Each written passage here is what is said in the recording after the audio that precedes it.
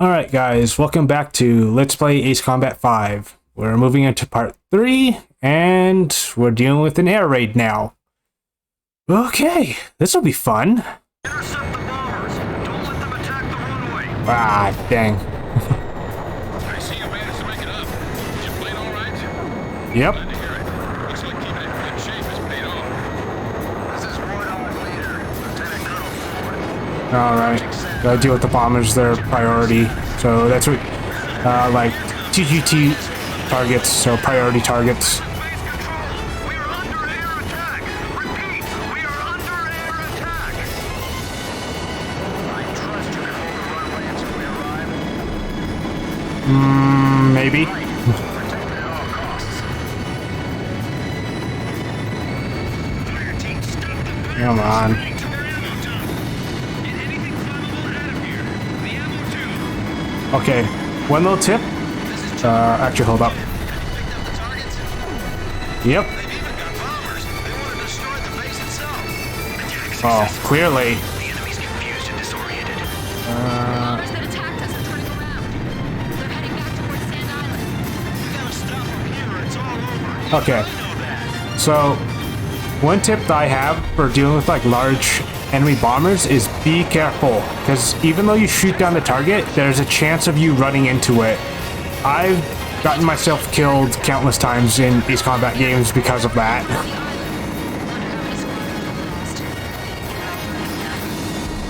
So how do you tell distance? Well, there's that. For example, there's 1,000. I'm gonna assume that we're feet in terms of distance right now. So keep an eye on that. Usually when you hit about like the, I'm gonna guess and say 800 mark, that's when you're pretty much close for what's called gun range. So that's when your turret will be effective.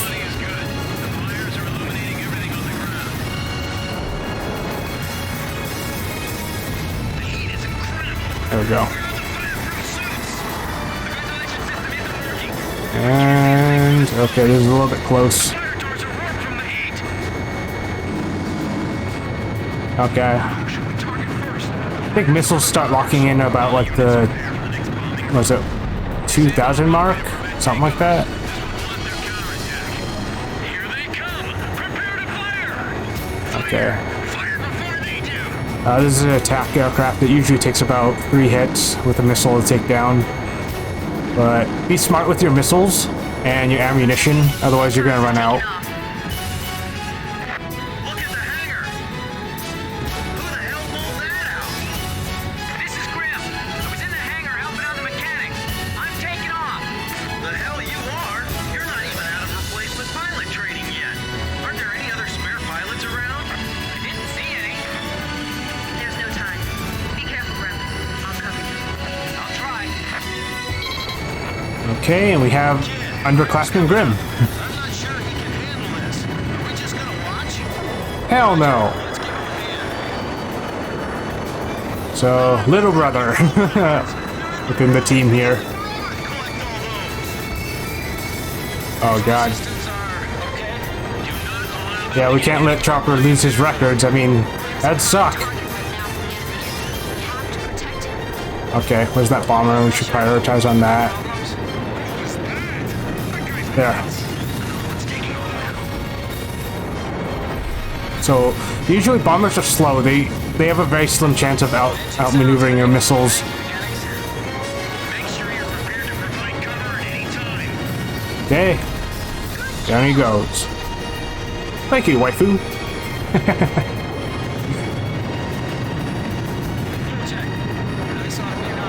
Oh boy, F-16. This aircraft technically has a technical upper hand.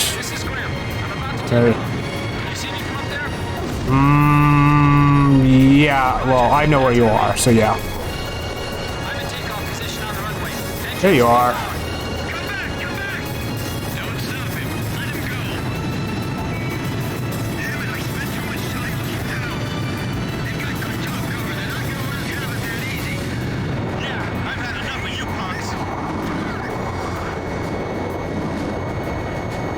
Yeah, the F-16's a jet that's still used today in service. So in comparison to the one I'm flying right now, the F5, it far and well outmaneuvers it. Enemy planes climbing up to meet us. Be careful. Get up! Get up! Come on! Gotcha. Put your head down and keep it down. That explosion was pretty close. I'm airborne. Grim, get over here and cover my sights. Roger. This is Airman First Class Grim, Bullseye Archer. Control tower and all aircraft. I will be joining the War Dog Squadron. This is the control tower. Roger that. Please take care of them for us. Will do. This is War Dog here. Sand Island, I'm out of fuel. Request clearance to land. Negative, Lieutenant Colonel Ford. You can't land. We're under attack. All friendly aircraft, cover me while I land. What are you, insane? Second Lieutenant Davenport, is that you? Yes, sir. I'll make sure to light you up after I land. He's trailing fire. The Lieutenant Colonel's gone down. And there goes our replacement lead. This is the control tower. Another wave of bombers approaching. Close fast and destroy them. Stay calm, stay calm, stay calm. That's some crazy flying. I respect to watching him in the battle. This base is toast, isn't it? If enemy missiles are inbound, check your radar. The missile should be displayed on the search screen. I'm all right. I'll just try to follow the training manual. Keep it up. Just a little bit longer. Oh boy. Just get over here. Yeah, if I was accelerating there, chances of me running into that bomber Roger. would have been pretty high. Keep it up. Let's get to new items on the checklist, but Gotcha. all systems are go. Control tower to all aircraft. Alright, form up, team. Confirmed destroyed. Thanks for protecting our base, everyone. Was my flying all right? You'll need practice, young Padawan. Careful not to overestimate my ability. Guess we didn't need to worry about Grim after all. Come on, let's get a welcoming party going.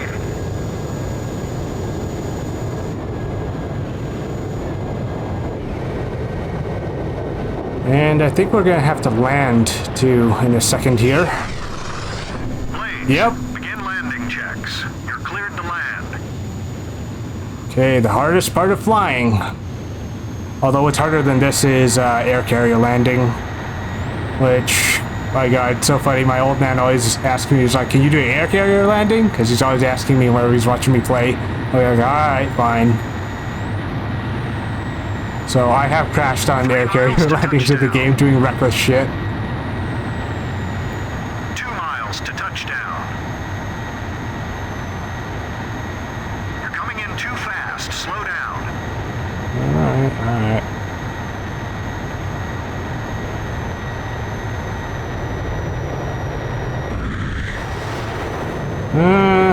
I don't know, I don't think that's the smoothest landing, but it's just a game. The best I can do. You're pretty good, Blaze. Stand by and prepare for your next sortie. Well, thank you.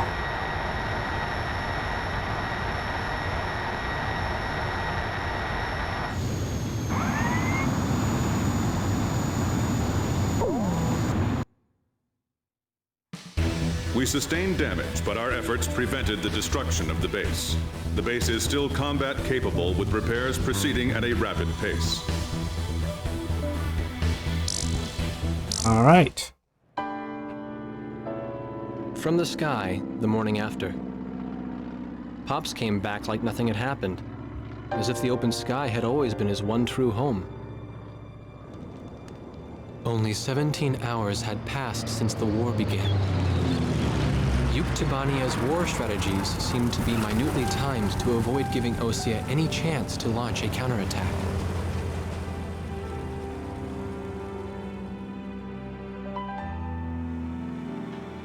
I got a notice of assignment as a member of the press corps. I guess Captain Hamilton had pulled a few strings for me. I didn't waste any time going to work. Second Lieutenant Nagase, inside the crew room. She's sitting by herself, writing something in her book. Nobody knew what she was writing.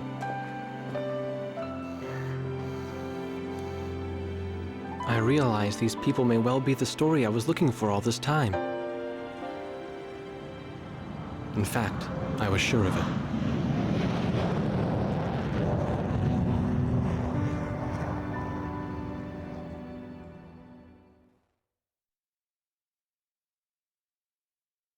All right. So, off to, well, war. In terms of the game and everything. And, I sort of forgot what I was going to say for a moment there. Oh, right. Yeah, that landing just reminded me of a story that my old man told me about, because if you guys watch the Metal Gear Let's Play, I did mention that most of my dad's side of the family has been military, because my parents are from Vietnam, so they're refugees from Vietnam. So, let's see, my dad has 2 older brothers, and they were actually Air Force during like the Vietnam War. Granted, they didn't fly fighter jets; they flew helicopters. So one of them flew a Cobra and a Cobra attack chopper, and the other one, I believe, flew a Huey. I'm not 100% sure, but I think they did know how to fly like different variations of helicopters and everything. So my dad's told me crazy like stories about them, and even like one friend who is a Huey pilot that was like a really good Huey pilot who basically just had balls of steel and would fly into like enemy fire just to go save teammates and shit. Even though he had orders to sort of disregard that during the war. Crazy times. Like, seriously, crazy times. But the landing in particular reminded me of a story my old man told me about another pilot he knew who was a reconnaissance pilot. I forgot what type of plane he flew. It wasn't a jet aircraft. It was actually a propeller-based aircraft. I'll probably look up the model of it again. I'll probably have to ask my old man about it, but this guy was a bit of a reckless pilot, a bit of a daredevil. So the funny thing that he used to do is every time he landed the aircraft, he'd always try to get the tail to clip the ground just because he thought it was amusing. But until one time he actually broke the aircraft's tail on the landing and got pretty badly reprimanded for it. Another crazy story that happened with that same pilot was after sort of having a night out with like friends and everything. He had been out drinking, and when he's returning back to base, everything, he's already hungover, but he accidentally flew into enemy territory on his aircraft, and they started firing while they were doing like morning exercises and shit. And he's like, "Oh shit!" So he had to like fly on back. And funny enough, that he ended up discovering like an enemy camp within the area. So there's like a Viet Cong enemy camp. Because, yeah, my uncles were part of the South Vietnamese military, working with the Americans. Because both my uncles actually came over to the States to sort of learn how to pilot before they went back, because they were able to learn. They knew English pretty well. So, yeah, it's a little bit of like my family history, military history there. So. Okay, moving on.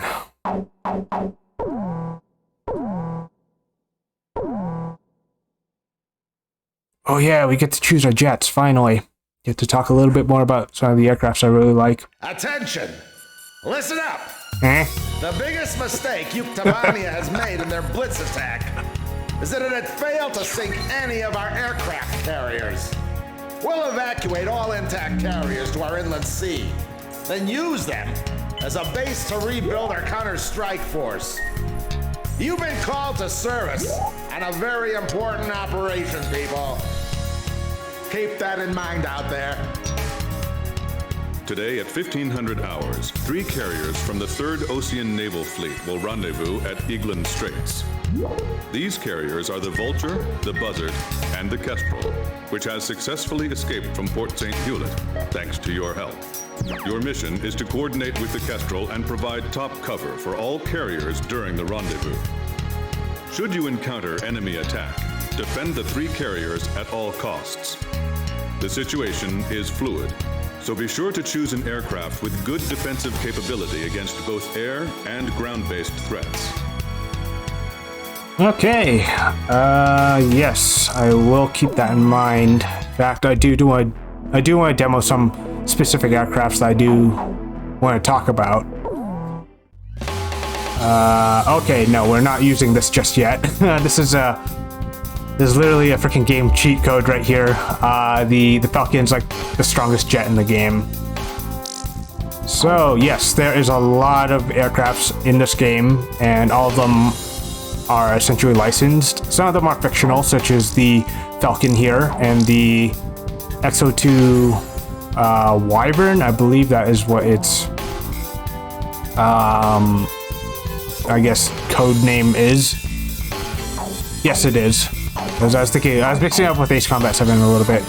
So you started with this jet in the game, and then you have an improved version of it, which has, let's see what kind of, okay, these are semi-active radar missiles or radar lock missiles. So to talk a little bit about the brevity code of Fox 1, Fox 2, and Fox 3, Fox 1 is used for semi-active radar missiles. So for instance, this aircraft right here, when you fire the missile, you have to use the aircraft's nose, since the radar is usually located in the nose of an aircraft, to help guide the missile towards the target you want to hit.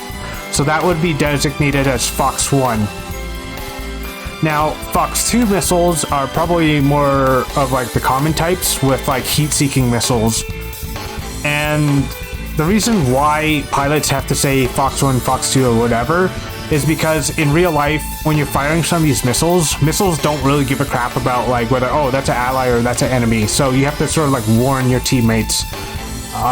This is, as far as I know, like if there are like viewers in the Air Force or anything, then feel free to correct me on this. But with what I've managed to learn,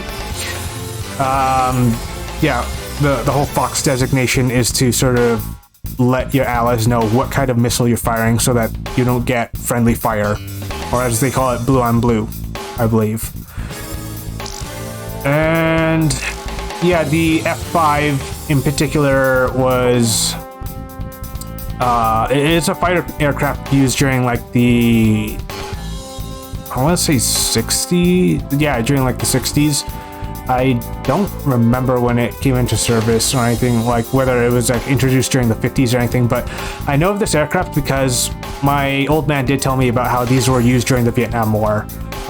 There were only like a few like brilliant pilots within the Vietnamese army that had to get like training for some of these aircrafts. My old man didn't really get the chance to meet any. Otherwise, I would love to ask and talk to them about that, but sadly I don't know any. Another popular aircraft used during that time was the F-4 Phantom. So this aircraft wasn't used during the Vietnam War, even though it was used like around that time for like maybe other battles, but it wasn't used during the Vietnam War. So if you watched any like movies that depict like the Vietnam War and this aircraft being used, that's historically inaccurate, I'd say.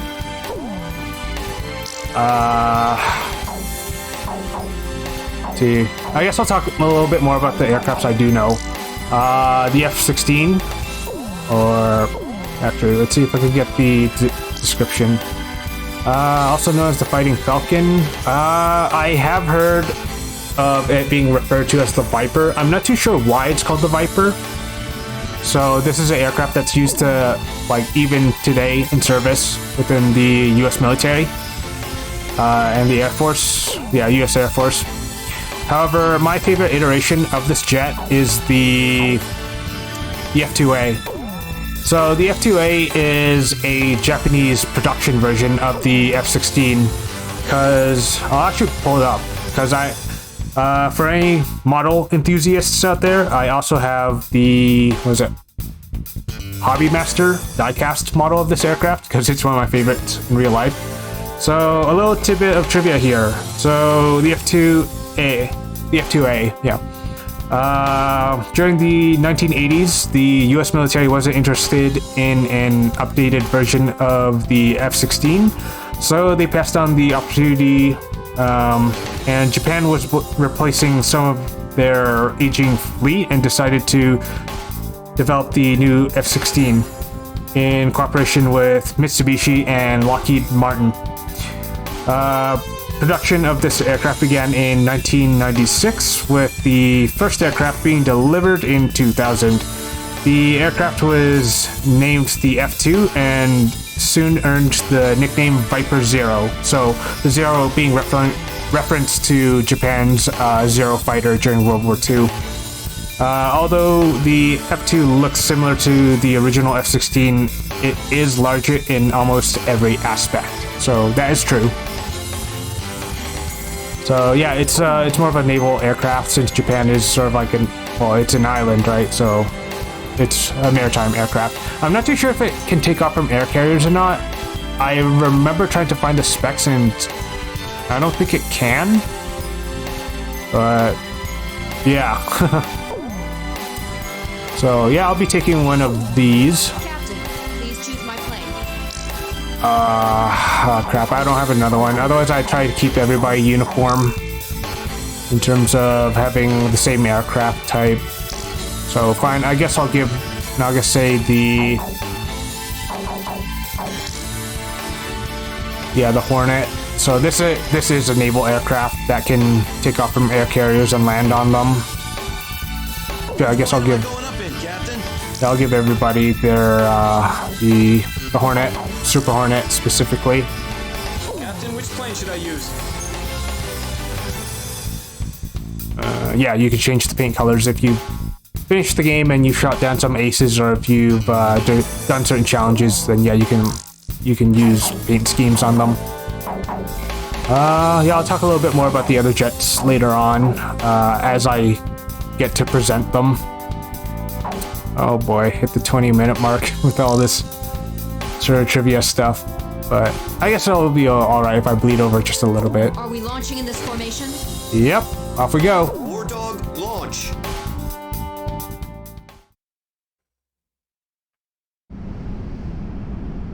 It was nothing. Easiest mission in the world. That's what it was supposed to be. It wasn't just us, but everyone they could get their hands on. General mobilization. Our planes filled the sky like a huge aluminum cloud. There was no way the enemy could attack. The Queens of the Ocean made it to the inland sea. We've got it made in the shade now. This is Thunderhead. We've arrived outside the range of enemy air attack. Permission granted to return to your assigned bases in sequence. Aircraft may refuel for the return trip if required. Hold above the carrier for the tanker aircraft. Everyone's starting to leave. Can we go yet? War Dog Squadron, I told you to wait for the tanker plane above the carrier. I swear, man. Okay. Hey, what is that? Is my radar on the fritz? Nope. It's showing up on mine too. Where'd it come from? How come the morons at Thunder Blockhead didn't notice it? Yo, kid! You have to call him Captain now. Yeah. Hey, you think we ought to report this? Enemy approaching. All units, return to your combat air patrol stations. Okay, the Harriers. We have 3 carriers. Don't let them sink even one. Copy that. Chopper engaging. Archer engaging.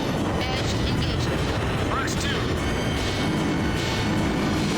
Yeah, the F-2 was a good choice for this mission because this is the type of mission that would be deployed on. Shoot down those enemy planes for me. The captain shot down an enemy plane. Sure did. Launch the carrier jets. Okay. I don't think there are any sort of ship targets that we have to deal with in this mission, if I remember correctly. Keep our defensive line intact. Visibility is poor.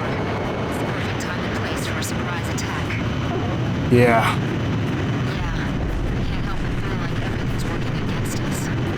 Come on, I can do this. Well, if it was Ace Combat 7, there would be a lot of clouds that reduce the visibility and making it a little bit more sketchy to fly. But I'll teach you guys a certain trick on how to deal with poor visibility and telling whether you're facing up or down. Because one of the things that can happen is it gets hard to differentiate between the ground and the sky, especially if you're flying over the ocean. So I'll give you guys a few pointers in a moment here.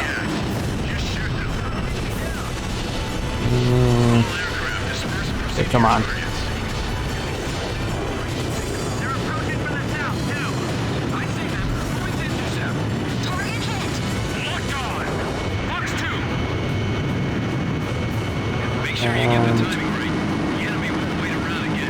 Bandit down. Blaze just bagged one. Small number of enemy escort planes.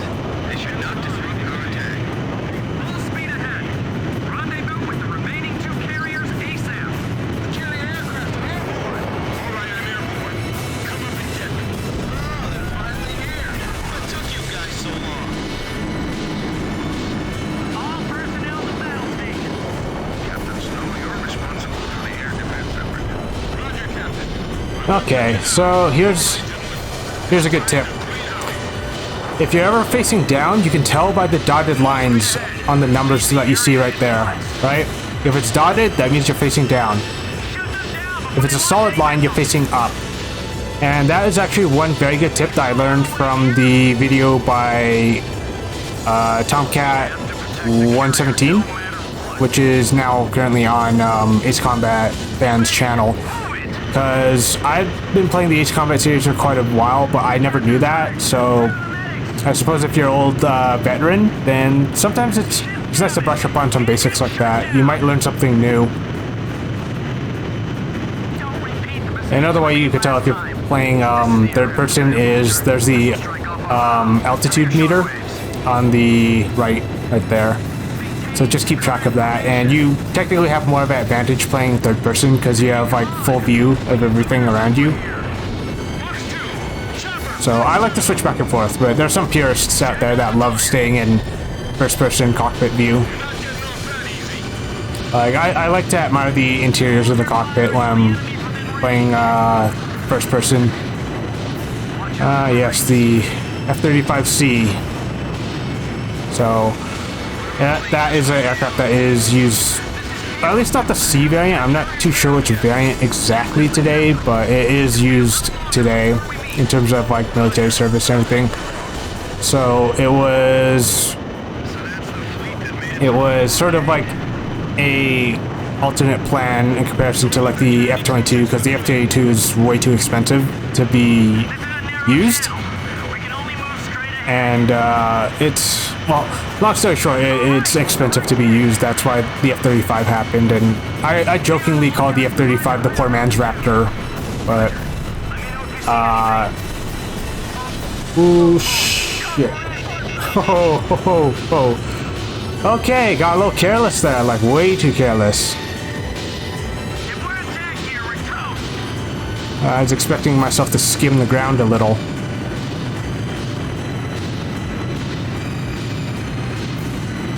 Alright.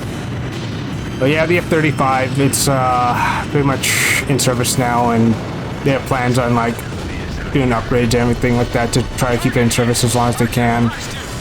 But if you want to know about a fighter jet that's been in service for ages, then the F-15 Eagle has been in service for like a long ass time. Like, I think its debut was during like the 80s or something like that. But yeah, that's an old ass aircraft, and it is one of my favorites as well. If we're talking about real life fighter jets, like my top favorite is the F-22 Raptor. A few other favorites would be the F-15 and the F-2 right here, if we're talking about real life fighter jets. I do like some Russian aircrafts too, like the Sukhoi or the Su-37. Bandits on radar. Heads up. They're carrying long-range anti-ship missiles. Do not allow them to get in range. Fly out to intercept.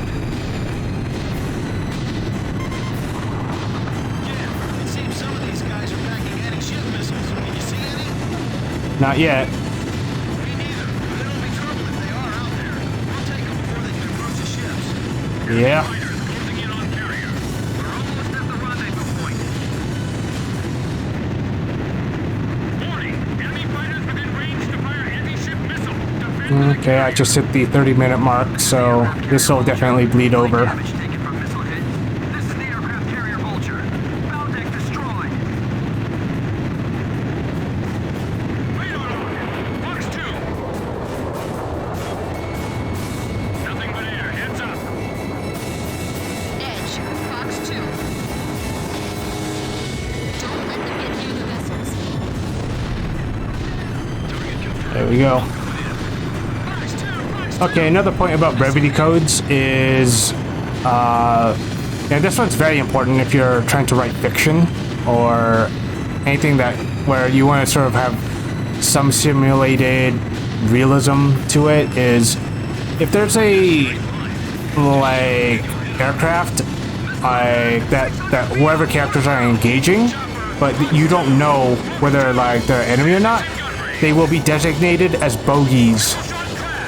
So if you don't know what it is and it's unknown, call it a bogey. If it is actually a threat and is actively attacking you, at that point you deem it as a bandit. So that is one big mistake that is often made in like movies and like works of fiction that I notice. Your air defense mission is complete. Hold for the Taker aircraft above the Kestrel. Ballistic missile incoming. A ballistic missile? Where'd they launch that from? Oh shit.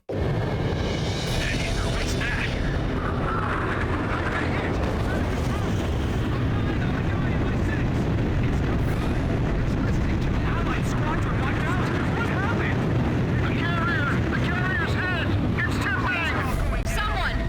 Anyone! What's happening? I don't know. Everything below 5,000 feet was just annihilated. Second missile incoming. Damn it. Oh crap, I can't remember. I think I'm actually playing the game in metric right now, 1,000 feet before the because in Ace Combat 7 they switched it over to metric. Keep base back. What are we gonna do, kid? I'll follow you. Okay, just to be safe, I'll travel even higher. Like, there we go. That should be high enough.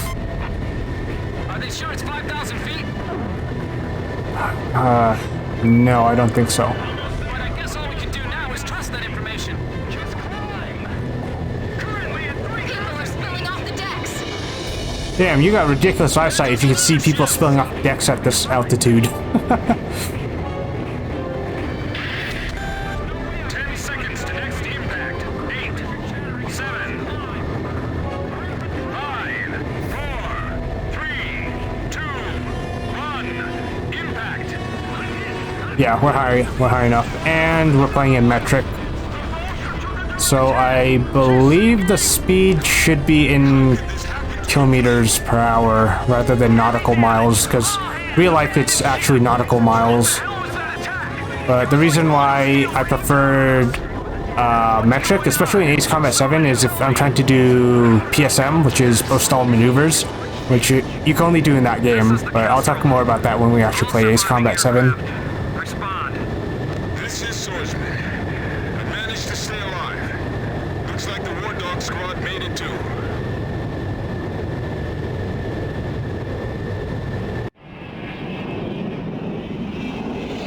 Two aircraft carriers lost. Can't believe this is all that's left of our force. We don't have enough fuel to get back to base either. War Dog Squadron, we can't get a tanker aircraft over to you. Proceed northeast to Higher Base, land and refuel. Hey, kid! You really What? should start calling him captain. Forget it. If he's a captain, then I want him to start trash talking like a captain. Man, I'm missing that voice real bad now. He's got us back alive from battle for the second time. As far as I'm concerned, he's our captain now. That's right. And I'll never lose my lead plane again. No matter what. Oh, you make me feel so special.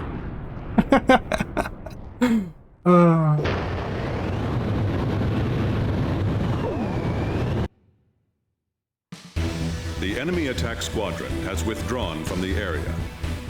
The aircraft carriers Vulture and Buzzard were sunk by a powerful burst missile attack. According to hydrophone data analysis, we have determined that the attack was carried out by the Sinfaxi, a Yuktobanian underwater attack carrier. The specs of this ship are unknown, but its existence confirms that the advanced shipbuilding efforts of the Yuktobanians have been going on unabated since the previous war. The Sinfaxi is a serious threat to our objectives. Emergency transmission from Central. Our Army has decided to deploy the military power of the Arkbird to neutralize the grave threat posed by this new enemy submarine. Okay, so they just talked about a very crucial submarine that we'll be dealing with later in the game.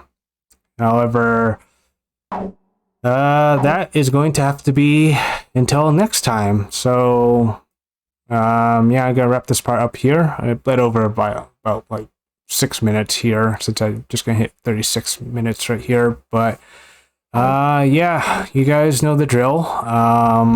Drop a like if you liked it. If not, dislike. Please share with friends that you think will be interested with this. And if you think I've earned it, then subscribe.